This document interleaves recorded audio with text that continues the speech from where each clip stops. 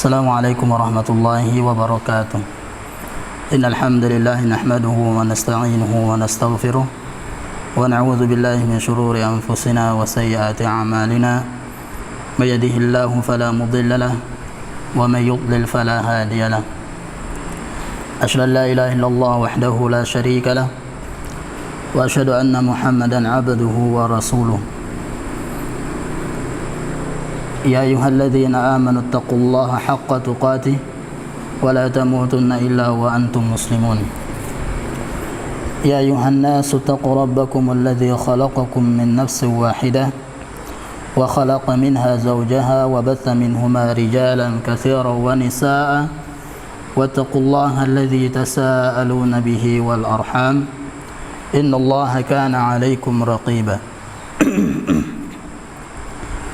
يا أيها الذين آمنوا اتقوا الله وقولوا قولا سديدا يصلح لكم أعمالكم ويغفر لكم ذنوبكم ومن يطع الله ورسوله فقد فاز فوزا عظيما. أما بعد فإن أحسن الكلام كلام الله وخير الهدى هدى محمد صلى الله عليه وسلم وشر الأمور محدثاتها فإن كل محدثة بدعة وكل بدعة ضلالة وكل ضلالة في النار. Para muslim dan muslimat rahmati Allah tabaraka wa taala. Alhamdulillah, pada malam hari ini kita kembali dipertemukan, kita kembali mengadakan kajian yang akan kita bahas pada malam hari ini adalah pembahasan pertama tentang persiapan untuk menyambut bulan Ramadan insyaallah. Oleh karena itu, pada malam hari ini kita akan membahas tentang fikih yang berkaitan dengan puasa secara umum dan tentang puasa Ramadan secara khusus. Para muslim dan muslimat rahmati Allah tabaraka wa taala. Yang pertama atau bab yang pertama yang akan kita bahas adalah tentang pengertian puasa. Tentang pengertian puasa secara bahasa maupun secara syar'i atau secara istilah. Secara bahasa, puasa itu telah dikatakan oleh Imam Ibnul Manzur dan Imam Al-Baghawi rahimahumullah ta'ala. Mereka mengatakan as-sawmu tarkut ta'ami wasyarabi wan nikahi wal kalam. Puasa itu adalah meninggalkan makan, minum, nikah dan berbicara. Puasa adalah meninggalkan makan, minum, nikah, kemudian meninggalkan berbicara. Ini secara bahasa, yaitu al-imsak, menahan diri atau meninggalkan dari makan, minum, menikah dan berbicara. Dalil yang menjelaskan tentang hal ini bahwasanya puasa secara bahasa itu adalah meninggalkan berbicara adalah dalam surah Maryam ayat yang ke-26. Inni nazartu lirrahmani sawman falan ukallimal yauma insiya.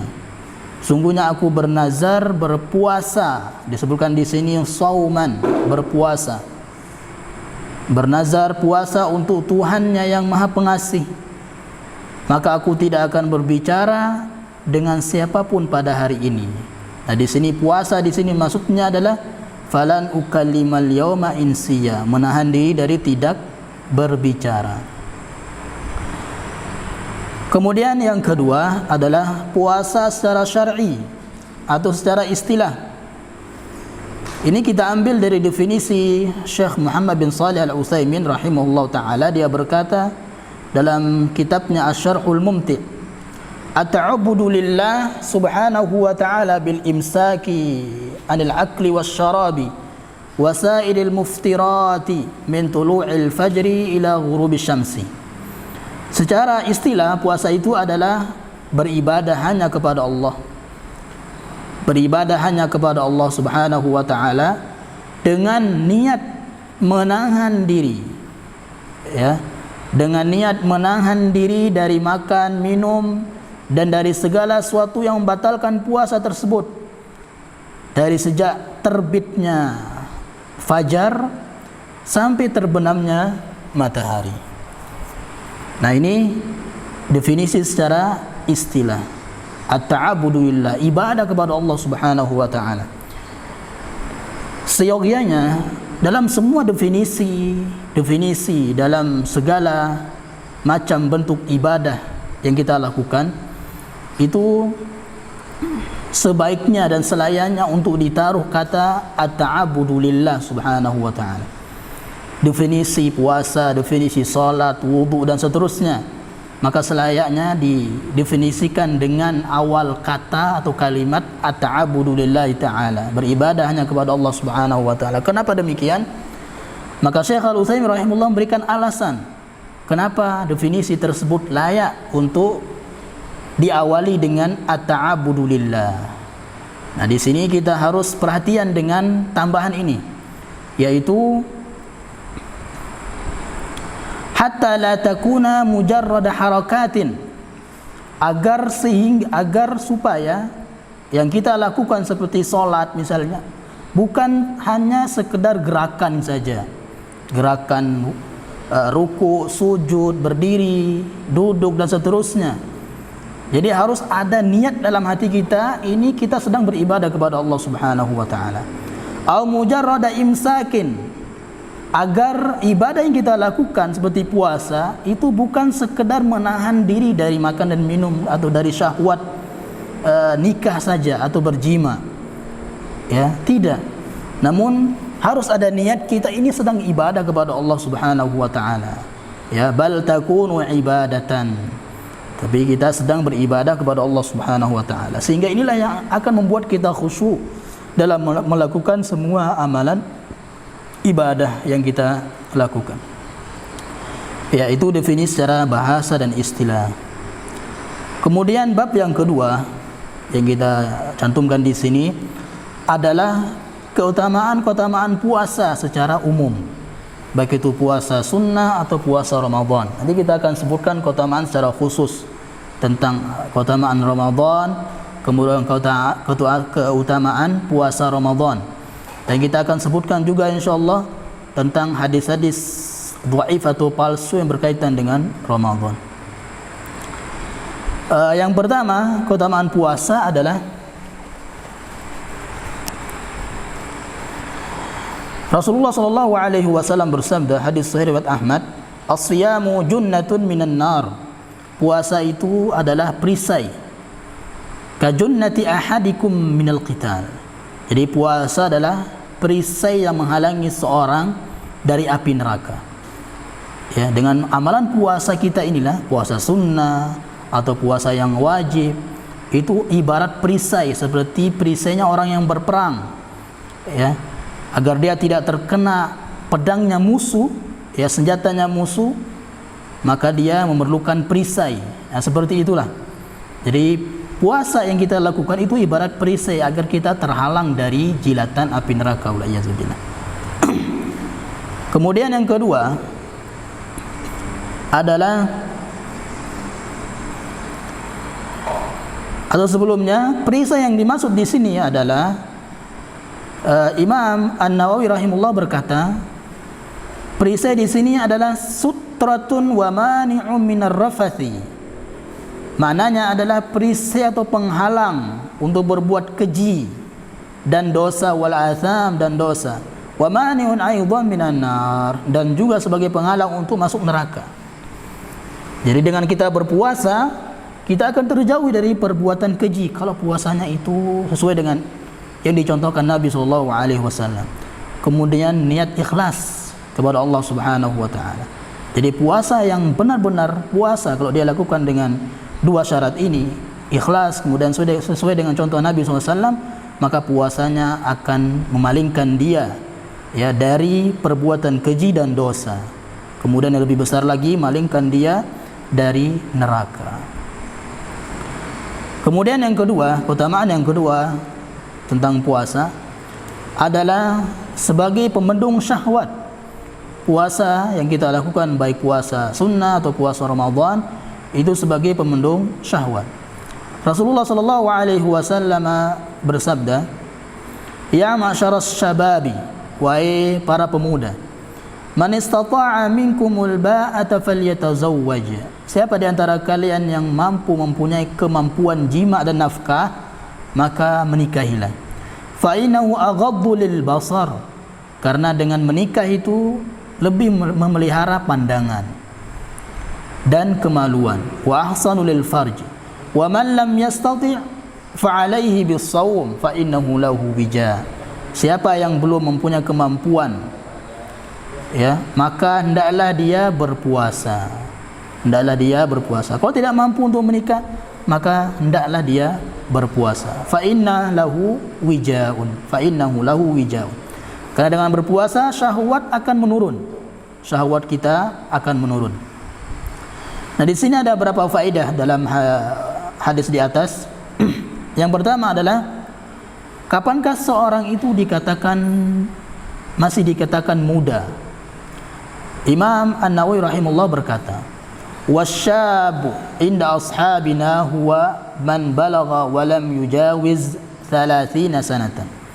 Seseorang masih dikatakan muda ketika sudah balik, ya, mulai dari baliknya sampai dia berumur 30 tahun.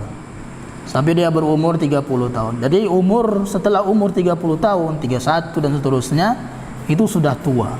Ya, dikatakan tua dalam Islam, ya. Kemudian yang kedua, faedah yang kedua,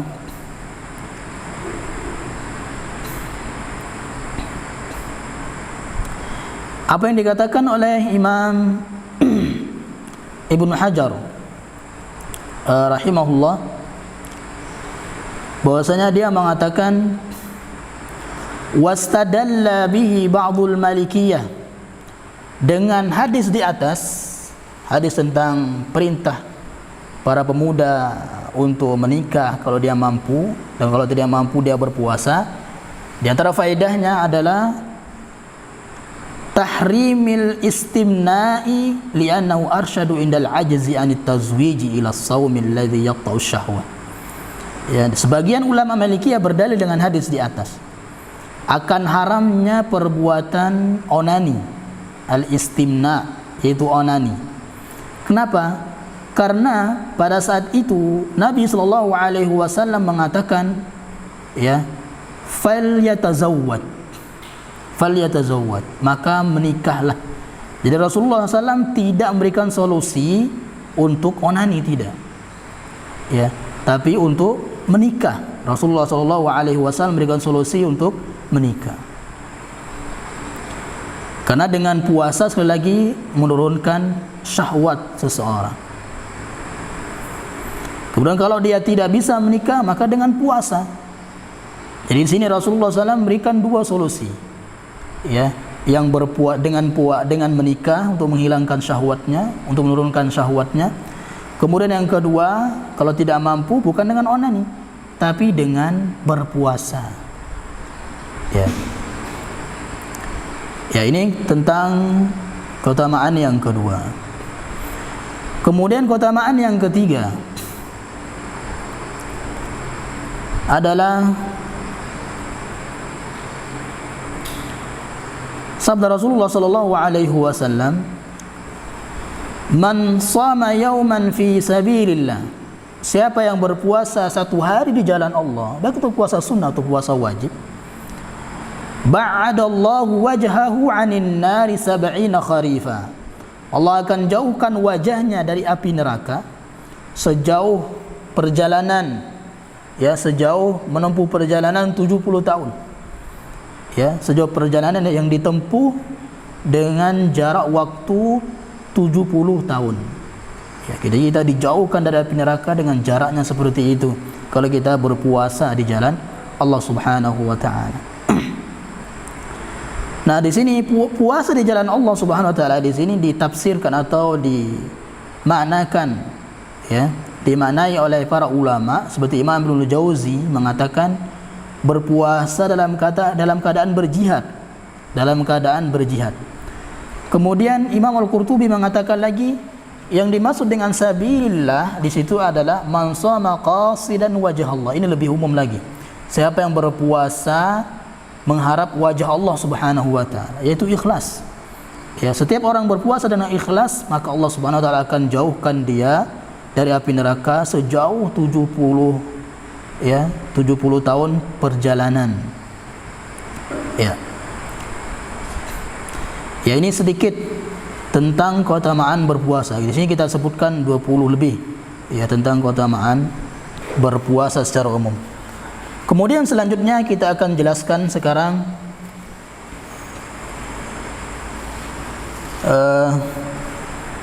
tentang keutamaan puasa atau sebelumnya tentang keutamaan Ramadan. Ya, tentang keutamaan bulan Ramadan.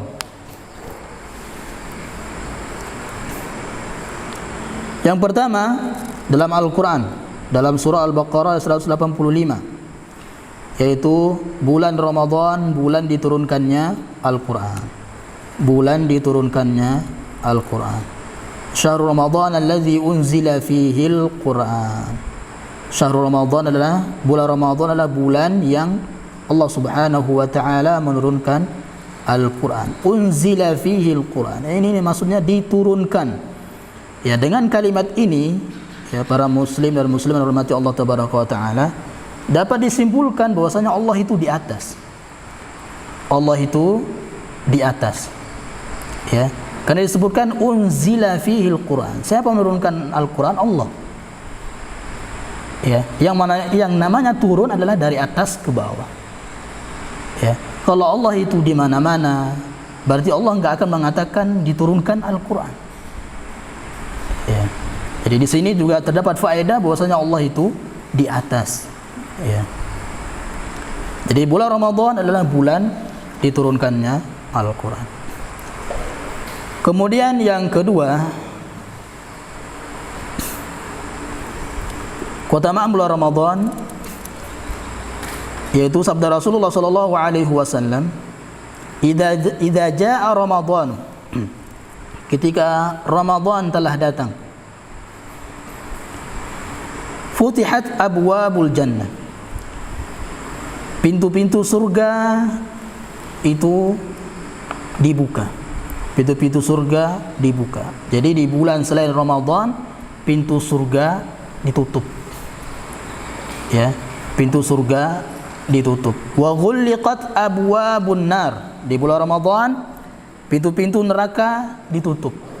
Jadi selain bulan Ramadan, bulan Sya'ban, bulan Rajab, bulan Muharram dan selainnya, ya pintu-pintu neraka dibuka. Ya, makanya hawa nafsu, syahwat, kemudian maksiat itu sangat-sangat ingin dilakukan oleh manusia. Kenapa? Karena pintu neraka dibuka di selain bulan Ramadan. Ya, sedangkan pintu surga ditutup ya di selain bulan Ramadan. Wasuffidatis syayatin, kemudian syaitan-syaitan itu dibelenggu. Ya, syaitan-syaitan itu dibelenggu.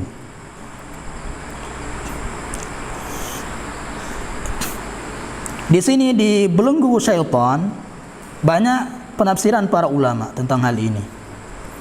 Karena banyak yang bertanya-tanya, kalau seandainya syaitan itu dibelenggu, kok masih bisa menggoda? Kok masih ada orang muslim yang tidak berpuasa? Ya, kok masih ada orang muslim yang memutuskan puasanya di tengah hari? Ya, sebelum waktu berbuka sudah diputuskan puasanya, dibatalin misalnya. Ya, bukankah syaitan itu dibelenggu, diikat dan seterusnya? Maka jawabannya yang pertama adalah syaitan yang dibelenggu itu, oleh para ulama menyebutkan syaitan yang dibelenggu adalah syaitan yang sangat jahat sekali, yang godaannya sangat kuat sekali, itu yang dibelenggu. Adapun syaitan-syaitan yang di bawahnya itu tidak dibelenggu, masih leluasa untuk menggoda manusia. Ya, ini penafsiran yang pertama. Jawaban yang kedua adalah bahwasanya syaitan dibelenggu, maksudnya adalah tidak leluasa, ya, tidak leluasa mengganggu manusia di bulan Ramadan daripada mereka mengganggu di luar bulan Ramadan. Kalau di luar bulan Ramadan mereka sangat peluang besar untuk mengganggu manusia, ya. Tapi kalau datang bulan Ramadan mereka tidak leluasa, lebih sempit peluangnya. Ya, ini yang kedua, jawaban yang kedua. Kemudian yang ketiga, kenapa sih? Katanya syaitan dibelenggu. Tapi kok masih ada orang bermaksiat, tidak berpuasa dan seterusnya? Maka kita katakan jawaban yang ketiga adalah lihat kebiasaan mereka. Ya, kebiasaan atau hawa nafsu mereka. Bukankah hawa nafsu itu tidak dibelenggu di saat bulan Ramadan? Tentu tidak dibelenggu, yang dibelenggu hanya syaitan saja. Sedangkan hawa nafsu kalau terbiasa sebelum berpuasa, sebelum Ramadan itu kita lakukan maksiat-maksiat, hawa nafsu kita selalu memerintahkan kita kepada maksiat, ya. Kita tidak bisa menahan hawa nafsu kita, terbiasa untuk bermaksiat, tentu ya ketika bulan Ramadan akan sulit kita tinggalkan kecuali dengan rahmat Allah Subhanahu wa taala. Makanya masih sulit mereka untuk berpuasa. Ya, apalagi dibarengi dengan maksiat-maksiat yang besar lainnya. Ya, itulah jawaban, tiga jawaban bagi orang yang bertanya kenapa. Ya, katanya syaitan dibelenggu, kok masih ada orang-orang muslim yang tidak berpuasa. Ya. Kemudian yang ketiga, bahwasanya di bulan Ramadan terdapat malam Lailatul Qadar. Ini yang kita sebutkan kemarin malam, ya. Lailatul Qadri khairun min alfi syahrin. Malam Lailatul Qadar adalah malam yang lebih mulia dari 1000 bulan. Nanti kita akan bahas insyaallah panjang lebar tentang malam Lailatul Qadar.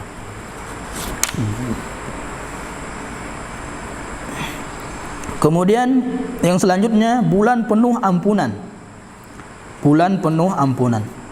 Man shoma ramadhana imanan wa ihtisaban ghufira lahu ma taqaddama min dzambi. Siapa yang berpuasa di bulan Ramadan karena keimanan. Keimanan di sini yakin bahwasanya puasa Ramadan itu adalah kewajiban dari Allah, syariat dari Allah Subhanahu wa taala. Wa ihtisaban, kemudian mengharap pahala dari Allah Subhanahu wa taala, ikhlas, maka baru dia akan mendapatkan ampunan Allah Subhanahu wa taala. Kemudian selanjutnya tentang keutamaan bulan Ramadan adalah mukaffiratun ma bainahunna. Ya.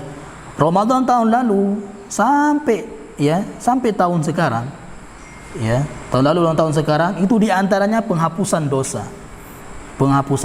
Jadi kita nggak perlu mandi untuk menghapus dosa, katanya ada mandi sebelum Ramadan, sebelum apalah, ya. Itu tentunya tidak diajarkan Nabi SAW. Jadi dengan kita melakukan Ramadan, nah di antara bulan-bulan selanjutnya itu sampai datang Ramadan selanjutnya, maka di antara itu ada penghapusan dosa. Namun dosa yang dihapus di sini adalah dosa-dosa kecil. Oleh karena itu disebutkan di sini idza jatanabal kaba'ira, kecuali kalau dia melakukan dosa besar. Ya. Kalau mereka di tengah-tengah itu, di antara Ramadan dengan Ramadan yang lainnya, dia melakukan dosa besar, maka penghapusan dosa kecilnya tidak menjadi terhapus. Ya. Jadi keutamaan Ramadannya di sini menjadi hilang, penghapusan dosa di antara Ramadan tersebut. Ya. Nah, di sini terdapat, kita akan sebutkan tiga hadis yang lemah yang banyak sekali disampaikan oleh para penceramah tentang puasa Ramadan. Ya. Yang pertama adalah yang pertama ini dulu sering saya dengar sebelum atau sambil menunggu buka puasa. Ya. Yaitu lau ya'lamul ibadu ma fi ramadhana. Kalau seandainya hamba-hamba itu tahu apa yang ada pada bulan Ramadan, itu tentang keutamaannya. Kalau seandainya manusia itu mengetahui keutamaan bulan Ramadan, latamannat ummati ayyakuna sanata kullaha, maka niscaya umatku akan berangan-angan bahwa 1 tahun itu adalah bulan Ramadan seluruhnya. Ya, jadi bulan-bulan yang selainnya itu termasuk bulan Ramadan juga. Kalau mereka tahu keutamaan bulan Ramadan. Ini hadisnya palsu. Ya, hadisnya palsu.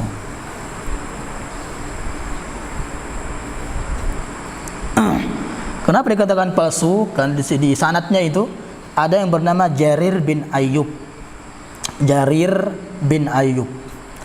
Nah, oleh Imam Bukhari, kemudian Abu Hatim Ar-Razi, kemudian Abu Zur'ah mengatakan, ya, Jarir bin Ayyub ini mungkarul hadis, hadisnya mungkar. Ya, hadisnya mungkar, ditolak pastinya, sehingga hadisnya palsu. Kemudian hadis yang kedua, juga hadis palsu,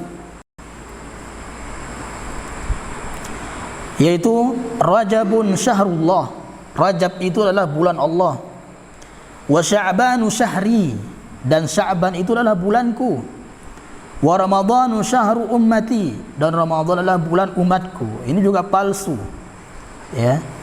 Ini juga hadis yang palsu. Karena dalam sanadnya ada yang bernama Abu Bakar An-Naqasi. Abu Bakar An-Naqasi.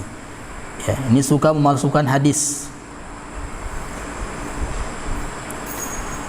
Kemudian selanjutnya yaitu tentang hadis sumu tasihu, berpuasalah kalian, niscaya kalian akan sehat. Ya, ini hadisnya juga bukan hadis, ya. Ini kalau dikatakan hadis ini lemah sekali. Ini juga bisa dikatakan hadis yang palsu. Ya, hadis yang palsu. Kemudian yang terakhir, di antara hadis-hadis palsu yang sering diungkapkan oleh para penceramah di bulan Ramadan adalah bulan Ramadan itu awaluhu maghfirah. Awalnya, yaitu 10 awal bulan Ramadan, 10 hari pertama bulan Ramadan itu adalah hari-hari ampunan, kata mereka. Ampunan Allah. Wa awsatuhu rahmah.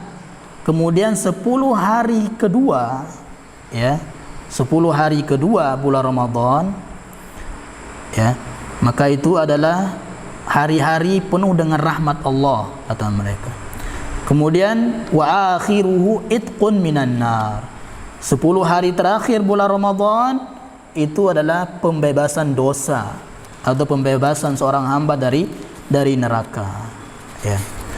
Dan ini bisa kita katakan hadisnya lemah atau hadisnya palsu. Kenapa? Karena bertentangan dengan hadis-hadis yang sahih. Ya. Kalau seandainya 10 hari pertama itu adalah ampunan, sehingga 10 hari kedua, ketiga itu ampunan enggak ada. Ya. Jadi ini menyempitkan keutamaan bulan Ramadan. Menyempitkan keutamaan bulan Ramadan yang keutamaannya sangat luas sekali. Di antara hadis yang menjelaskan atau yang membantah hadis di atas adalah perkataan di atas adalah bahwasanya yang kita sebutkan tadi, siapa yang berpuasa Ramadan dengan iman dan ihtisab, ya, maka dia akan diampuni Allah Subhanahu wa taala. Diampuni. Jadi dari hari pertama sampai hari terakhir bulan Ramadan itu penuh dengan ampunan Allah Subhanahu wa taala. Ya. Kemudian juga hadis yang sahih juga, yaitu inna lillahi utaqa'a fi kulli yaumin wa lailah li kulli 'abdin. Ya. Sesungguhnya Allah mempunyai orang-orang yang akan dibebaskan dari neraka setiap hari dan malam. Setiap hari dan malam. Jadi ada hamba-hamba Allah yang dibebaskan dari neraka di setiap hari dan malam itu di bulan Ramadan. Ya. Jadi bukan hanya di 10 terakhir Ramadan saja. Jadi seolah-olah alangkah meruginya orang-orang muslim yang mereka mendapatkan bulan Ramadan yang disempitkan keutamaannya oleh sebagian orang. Ya. Jadi sekali lagi ini terbantah dengan hadis-hadis yang sahih. Ya.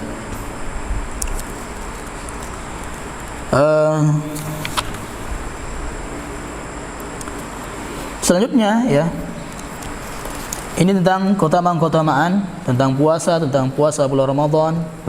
Sekarang kita akan bab yang ketiga yang akan kita bahas adalah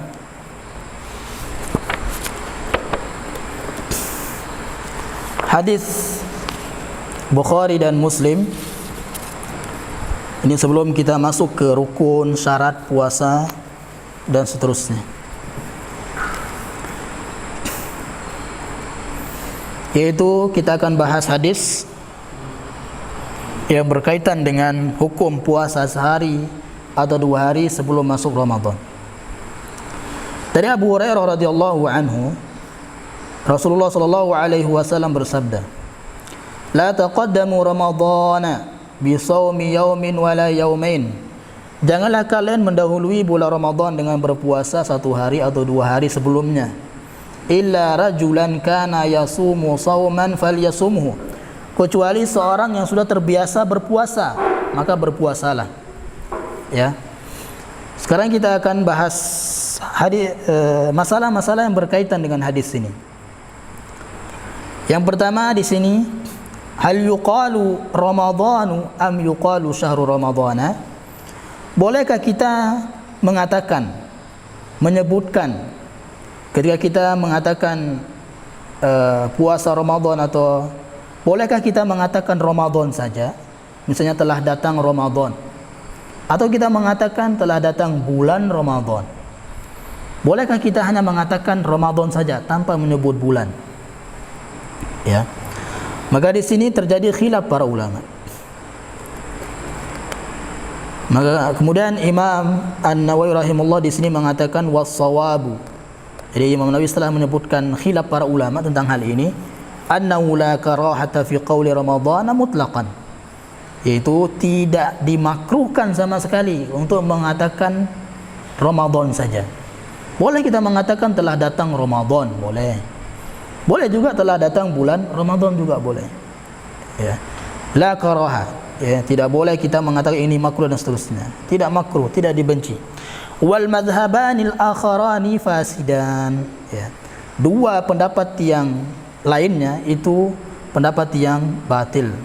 Ya. Kenapa? Karena ada hadis, dan banyak hadis termasuk hadis ini, la taqaddamu Ramadhana, jangan mendahului Ramadan. Di sini Rasulullah SAW tidak mengatakan jangan mendahului bulan Ramadan, tidak. Ya. Kemudian hadis yang lain juga, man shoma Ramadhana, siapa yang berpuasa Ramadan. Ya, di sini Rasulullah SAW tidak mengatakan siapa yang berpuasa bulan Ramadan, tapi man shoma Ramadhana, tidak mengatakan man shoma syahra Ramadhana. Ya. Adapun hadis yang dipakai oleh mazhab yang lainnya tentang melarang untuk mengatakan Ramadan saja, mereka mengatakan la taqulu Ramadan, janganlah kalian mengatakan Ramadan saja.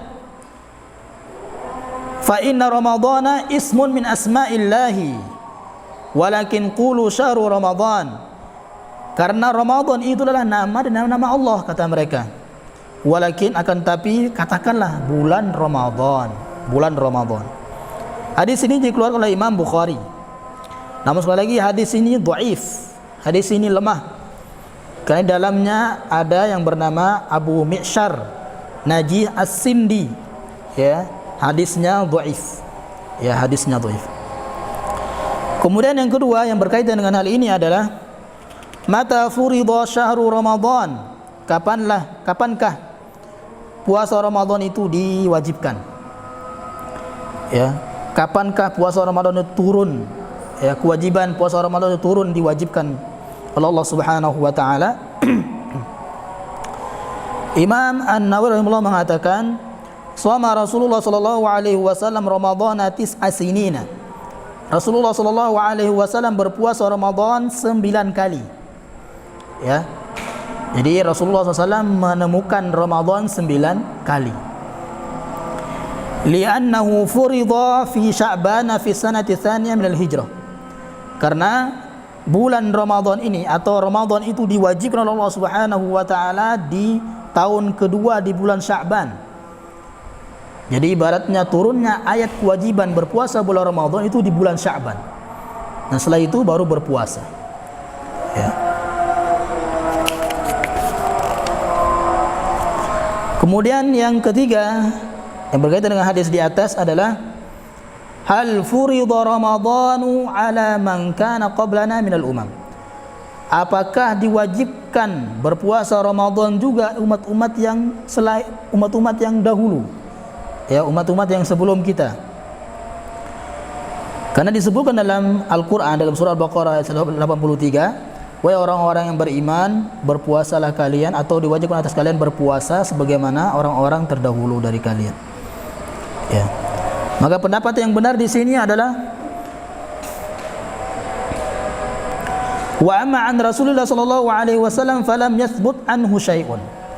Penjelasan tentang hal ini dari Rasulullah SAW tidak ada. Ya, Rasulullah tidak menjelaskan apakah orang-orang terdahulu diwajibkan mereka berpuasa Ramadan atau tidak. Falamma lam yathbut syai'un fanaqul.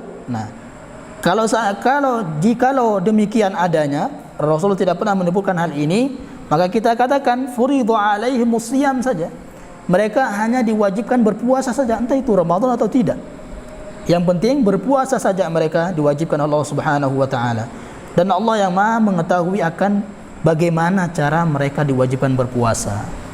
Apakah seharian full atau tidak? Ya. Kemudian selanjutnya, ini yang terakhir. Hukum mendahului Ramadan, berpuasa Ramadan sehari atau 2 hari sebelum Ramadan. Ya. Maka hukumnya kita akan singkat. Hukumnya adalah haram. Hukumnya adalah haram. Ini pendapat dari sebagian ulama Syafi'iyah. Ya, hukumnya haram. Adapun jumhur mengatakan makruh. Hukumnya makruh. Ya. Namun akhir hadis ini disebutkan illa rajulan kana yasumu shauman falyasumhu. Kecuali seorang sudah terbiasa puasa. Misalnya satu hari atau 2 hari itu sebelum Ramadan jatuh pada hari Senin atau Kamis misalnya. Sedangkan seseorang itu telah terbiasa puasa Senin Kamis, maka dia boleh untuk berpuasa pada saat itu. Atau puasa nazarnya bertepatan dengan hari itu misalnya, maka dia wajib untuk berpuasa pada hari itu, tidak diharamkan pada saat itu. Ya. Misalnya kalau bapak saya sembuh, misalnya dia bernazar demikian. Ya, kalau bapak saya sembuh dari penyakit ini, maka saya akan berpuasa. Ya, maka sehingga bapaknya sembuh misalnya, sembuhlah bapaknya bertepatan dengan satu hari atau 2 hari sebelum Ramadan, maka wajib untuk dia berpuasa pada saat itu. Ya, larangan ini tidak termasuk ya pada mereka. Ya, inilah diantara yang bisa kita bahas pada malam hari ini tentang puasa Ramadan. InsyaAllah besok malam kita lanjutkan lagi tentang kewajiban,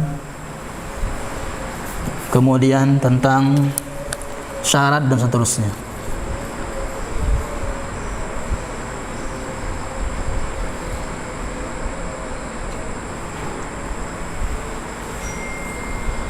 Apakah golongan jin juga dibelenggu pada bulan Ramadan? Ya.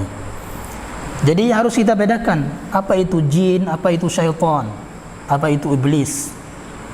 Ya. Para ulama, di antara para ulama mengatakan iblis itu adalah nenek moyangnya jin. Ya, nenek moyangnya jin. Kalau kita nenek moyang kita Nabi Adam alaihissalam. Ya, kalau mereka iblis. Ya. Kemudian juga jin, ya, jin itu termasuk yang mukallaf sebagai kita manusia. Mereka juga diwajibkan untuk berpuasa. Mereka diwajibkan untuk salat seperti kita. Dan mereka juga ada yang Syiah, ada yang Asy'ariyah, ada yang ya itulah, ada yang Salafi dan seterusnya juga mereka. Ada yang petani, cocok tanam, ya, tapi nggak tahu kalau ada yang PNS atau tidak. Ya. Ya, kemudian syaitan, ya, syaitan itu kata para ulama itu tidak ada, maksudnya tidak ada apa ya, penciptaan syaitan tersendiri, nggak ada gitu. Kalau jin ada, jin, iblis ada, ya. Jadi kata para ulama syaitan itu sifat, ya.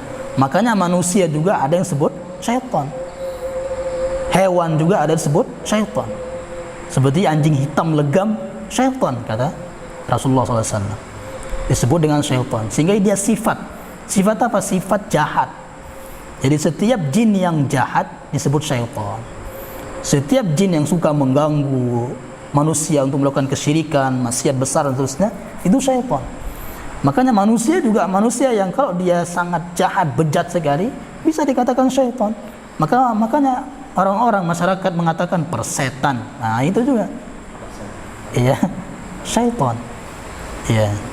Jadi selagi yang dibelenggu di sini adalah jin-jin yang jin-jin yang jahat, yang suka mengganggu manusia, membisiki manusia. Ya, karena mereka lah yang disebut dengan syaitan. Allahu a'lam bissawab. Ya. Sampai sini dulu. Subhanallah bihamdika, asyhadu an la ilaha illa anta, astaghfiruka wa atubu ilaik. Assalamualaikum warahmatullahi wabarakatuh.